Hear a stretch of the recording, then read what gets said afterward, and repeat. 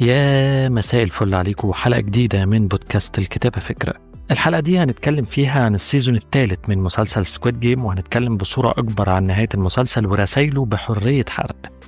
فاللي ما اتفرجش على المسلسل يتفرج عليه، واللي ما سمعش الحلقة بتاعت المراجعة اللي عملتها للمسلسل يرجع يسمعها عشان يفهم أكتر كام نقطة هتكلم فيها معاكم، وهسيب لينك الحلقة في الديسكريبشن. عموما المسلسل لما خلص فيه تساؤلات كتير ظهرت، كان أهمها تساؤل عن النهاية.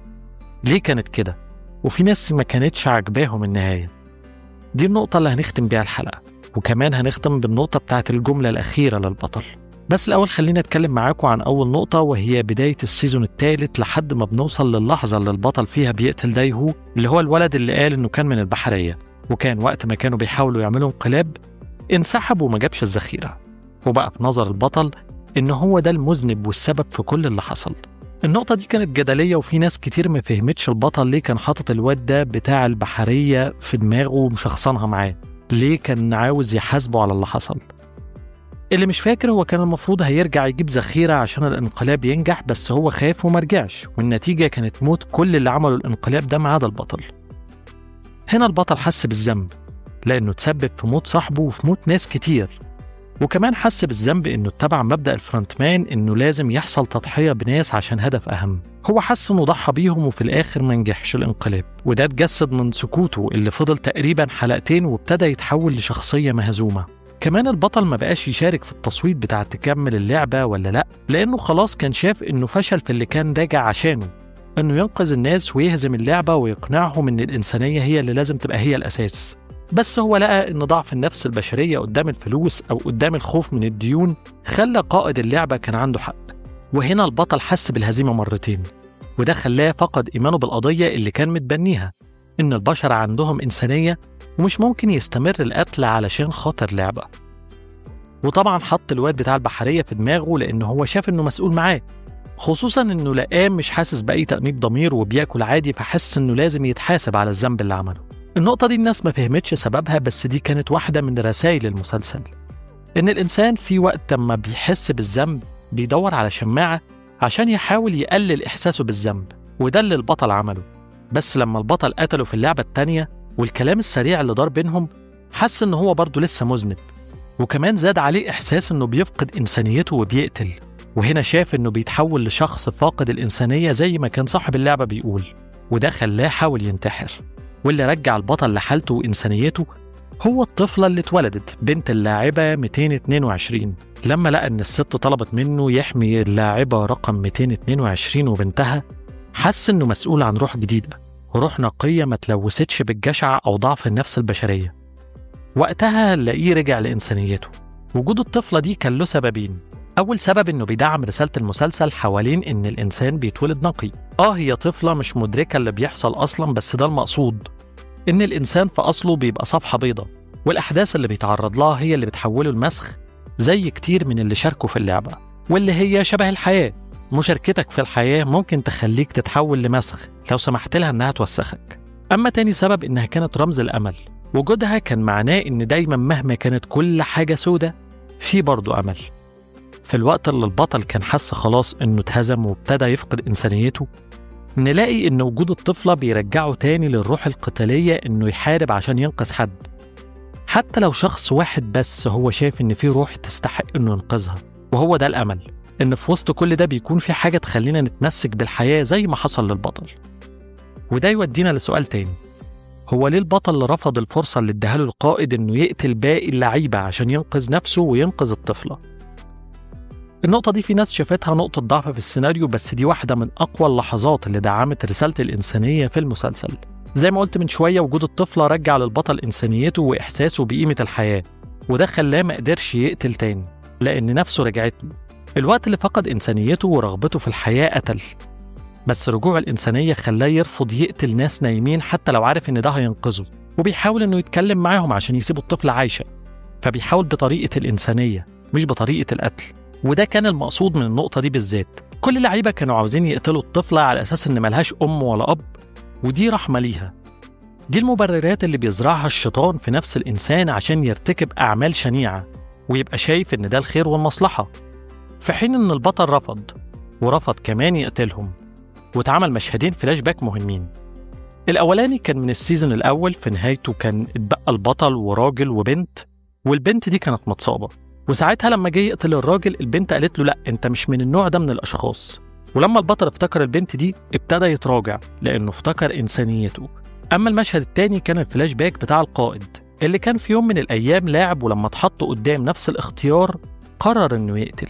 والمشهد ده كان معناه إن القائد لما تخلى عن إنسانيته الكاملة مرة واحدة وصل بيه الحال إنه تخلى عنها تماماً، وبقى هو قائد اللعبة، وبقى بيشوف الناس بتموت قدامه من غير ما يحس بأي تأنيب ضمير. وطبعاً لما القائد شاف البطل رافض إنه يقتل، ده خلاه عرف إن البطل ما فقدش إنسانيته، وإنه لسه المنتصر في الصراع اللي ما بينهم، ما بين هل كل الناس هتفقد إنسانيتها قدام الفلوس ولا لأ. لما نسيب بقى الخط ده شوية ونروح لنقطة تاني، اللي هي الجندية اللي عملت انقلاب على خفيف كده وقررت تنقذ واحد من اللعبة عشان خاطر بنته المريضة. ناس كتير قالوا طب هي أنقذته هي ما تعرفوش ليه؟ برضو الإجابة هنا ببساطة إن ده مقصود علشان رسالة الإنسانية. مش لازم تتعاطف مع حد عشان أنت تعرفه بشكل شخصي، هي بتنقذه علشان يرجع لبنته المريضة، مش بس لأنها شافت بنته قبل كده وتعاطفت معاها، لأ ده عشان الجندية نفسها بنتها ضايعة، والقصة بتاعتها هي وبنتها اتبنت مش عشان نستنى في الآخر إن هي تلاقي بنتها، هي اتبنت علشان الجندية دي تساعد اللاعب من منطلق الإنسانية. هي شايفة واحد ممكن يموت وبنته مريضة وهتبقى لوحدها. الإنسانية هنا حركتها لأنها تخيلت بنتها اللي في نفس الوضع إن هي لوحدها، فقررت إنها تدي الراجل فرصة يرجع لبنته، زي ما هي نفسها كمان نفسها في فرصة تلاقي بنتها. الإنسانية هنا إنك تحس بغيرك لما يكون في حاجة وجعاك، بتحاول إن ده ما يتكررش مع أي حد بشكل تاني. النقطة بقى اللي هروح لها بعد كده هي الضابط اللي كنت بتريق عليه وبقول هو المفروض ما كانش يتخرج من كلية الشرطة. بعيد عن الهزار وإن الخط ده ممل شوية، بس هو كان جواه رسالة ما وصلتش قوي بسبب إن الخط ما اتعملش كويس. بس رسالته كانت ببساطة إنك لازم كإنسان عارف الصح تحاول لآخر دقيقة، حتى لو كل محاولاتك فاشلة، حتى لو حاسس إنك ما بتوصلش لحاجة، بس لازم تحاول للآخر. ومش معنى فشلك إنك خلاص تبطل تعمل الصح، بالعكس ده معناه إنك لازم تفضل على مبادئك. وده اتجسد إنه رغم فشله لما اتبعتت له الطفلة صغيرة عمل الصح وخدها يربيها. نروح بقى لنهاية المسلسل. طبعا النهاية اللي ما عجبتش الناس هي إن السيناريو خلى كل حاجة اتلخبطت، وبقى البطل قدامه اختيار، يا هو يعيش أو الطفلة تعيش، فقرر إنه ينتحر علشان الطفلة تعيش وتكسب اللعبة. الناس ما عجبهاش النهاية دي لأنها حزينة طبعا، وكمان لأن قرار البطل هنا هو مش عارف عواقبه ومش عارف الطفلة هيحصل لها إيه. بس السيناريو مشي في الاتجاه ده لأن كان الهدف برضه هو التأكيد على رسائل المسلسل، إن الإنسانية هي اللي بتكسب. لأن الإنسانية ظهرت في شكل التضحية، واحد ضحى بنفسه علشان طفلة رضيعة تعيش. قرار كان بالنسبة لقائد اللعبة والشخصيات المهمة اللي بتتفرج غريب ومش مفهوم. إزاي يضحي بنفسه عشان طفلة مش بنته بالسهولة دي؟ وقبل ما يضحي بنفسه بيقول الجملة اللي حيرت الناس: إحنا مش حصنة، البشر هم، وبعد كده بينتحر. عشان بس في تفسيرات كتير للجملة دي بالذات هقول ليه هو قالها. في تاني حلقة من الموسم التاني البطل كان عاوز يوصل لقائد اللعبة، وبيقرر قائد اللعبة يقابله، وبيتقابلوا فعلا وبيتكلموا في ميكروفون في عربية. كان الكلام كله رايح في سكة إن الناس المديونة عاوزين يلعبوا اللعبة وهم لعبوا وخسروا وخلاص وهم حسالة، هيطلع غيرها وهو ده العالم. فالبطل بيتضايق ويقول للقائد: انتوا شايفين يعني الناس دي حصنة في سباق وانتوا الحصنة دي ملككوا انتوا؟ فيما معناه إن اللعبة قايمة على اللي بيتراهنوا على الناس اللي في اللعبة. فقائد اللعبة بيقول له: انت عاوز تقنع صحاب الحصنة انهم يوقفوا السباق؟ كان المفروض في الوقت ده ان البوليس ماشي ورا العربية، بس لما البطل بيكتشف ان البوليس مش عارف يوصل لهم وانه مش لاقي طريقة يوقف اللعبة، فبيطلب يشارك هو فيها. البطل بقى لما قال احنا مش حصنة في اخر حلقة، كان قصده ان الشخصيات اللي بيديروا اللعبة شايفين الناس حصنة وبيراهنوا عليهم، مش فاهمين ان البشر مش حصنة، لانهم مش بيتراهن عليهم. وبعدين انتحر لانه عارف انه محدش مراهن على البنت الصغيرة، ومراهنين ان هو يخاف على نفسه. بس لما ضحى بنفسه قال ان البشر هم، وسابها مفتوحة لان معناها اعقد بكتير. بس اكبر معنى سابه ان الانسانية فيها التضحية اللي خلته يبوظ اللعبة عليهم بانه ينتحر عكس ما كانوا مستنيين، عشان يأكد لهم ان في الاخر دول بشر جواهم انسانية.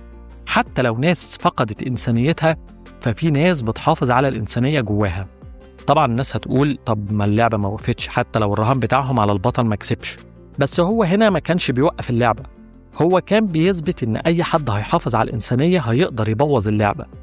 عشان كده شفنا في المشهد بتاع القائد وهو واقف قدام جثة البطل إنه بيبصله بصة ممكن يكون فيها احترام، لأن البطل في الآخر أثبت وجهة نظره إن مش كل الناس هتقدر تسلبها إنسانيتها. وده ودانا لآخر مشهد اللي القائد بيودي فلوس البطل لبنته عشان هو احترم البطل اللي خلاه شاف إنه هو وضيع، إنه ما قدرش يحافظ على إنسانيته في حين إن البطل حافظ عليها وهو في مواقف أصعب. وإن النهاية مشيت بشكل حزين زي ما شفنا إن اللعبة مكملة وإن البطل مات، ده معناه حاجة أعمق، إن الشر هيفضل موجود، بس لو الإنسانية فضلت موجودة هتقدر تواجه الشر حتى لو ما انتهاش. بس دي طبيعة الحياة، الشر بيفضل، بس المهم الإنسانية كمان تفضل. النهاية بالنسبة لي من أحسن النهايات اللي شفتها، لأنها قدرت تحط كل ده بشكل بسيط. الجندية رجعت لحياتها وشافت اللعبة اللي أنقذته وبنته وما قالتلوش هي مين، تأكيد لفكرة إن إنقاذك لحد مش مرتبط بإنك تعرفه أو لأ. وحتى قصتها مع بنتها ما انتهتش، لأن مش ده الأساس، هو ده المحرك بتاع الشخصية. في حاجات كتير ممكن تكون صدمات لينا، بس في نفس الوقت هي اللي بتحركنا للخير. وبنت البطل اللي القائد جاب لها الفلوس دليل على إنه شاف البطل انتصر رغم إنه خسر حياته، بس كسب إنسانيته وأثبت إن البشر هم الأصل، هم الخير وهم الحياة مهما الجشع غمى عيونهم. بس في لحظات بيرجعوا لأصلهم، إنهم بشر. الموسم الثالث كان الأصعب بس هو الأعمق، وبيفكرك إن الشر عمره ما بيخلص، لكن لو لسه في بشر جواهم ضمير لسه في أمل. كده حلقتنا خلصت. سؤال الحلقة بقى إيه أكتر نهاية مسلسل أثرت فيك وفضلت تفكر فيها كتير؟ مستني إجاباتكم في الكومنتس على اليوتيوب، وتابعوني على فيسبوك، انستجرام، تيك توك الكتابة فكرة، أو على الأكاونت الشخصي بتاعي عادل أبو الفضل. واستنوني في الحلقات اللي جاية من البودكاست المفضل ليا عشان بكلمكم فيه الكتابة فكرة. وسلام عليكم.